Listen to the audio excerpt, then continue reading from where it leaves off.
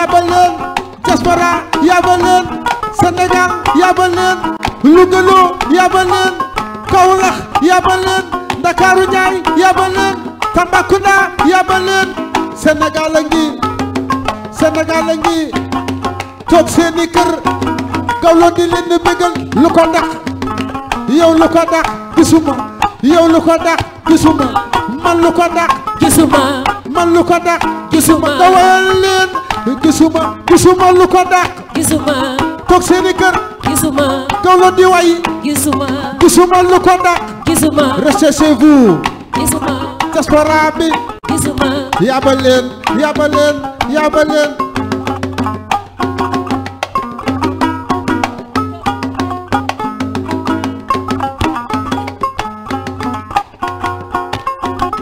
Cerno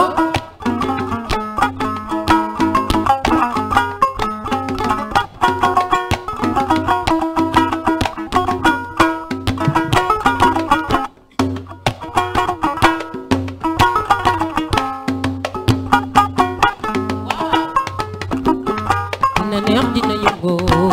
jàmbaar yeeg dina neex dina yëngu Gawlo woote na dina neex dina yëngu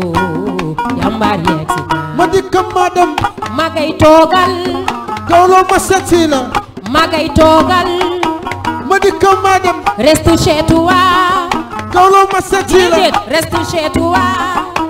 ma jox la loxo bul ma nuyu Gawlo ma jox la loxo déedéet bul ma nuyu Gawlo ma jox la loxo wóorul bul ma nuyu Gawlo ma jox la loxo déedéet bul ma nuyu confinement la ñu confine reste chez toi reste chez toi confinement bi toogal sa kër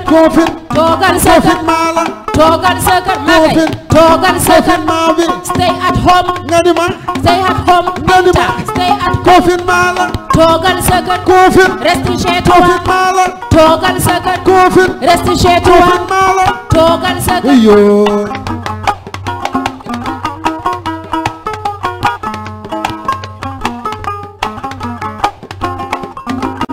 Gawlo ma dikk ma dem magay toogal Gawlo ma dikk ma dem déedéet bul ñëw toogal Gawlo bàyyil ma setsil toogal sa kër ndax su neexee wóorul du ñibbi toogal sa kër Gawlo ma jox la loxo déedéet bul ma nuyu Gawlo ma jox la loxo magay bul ma nuyu Gawlo ma jox la loxo ma bañ bul ma nuyu Gawlo ma jox la loxo wóorul nuyu confinement la reste chez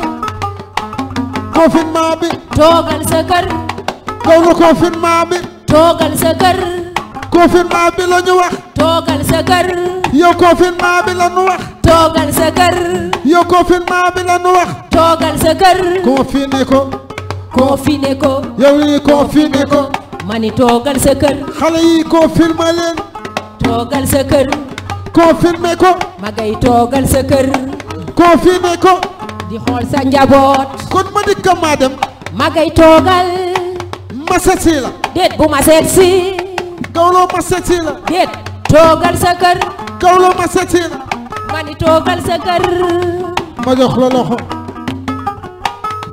ma jox la loxo bul ma nuyu Gawlo ma jox la loxo wóorul bul ma nuyu Gawlo ma jox la loxo bul ma nuyu confinement bul ma nuyu eh ouais. merci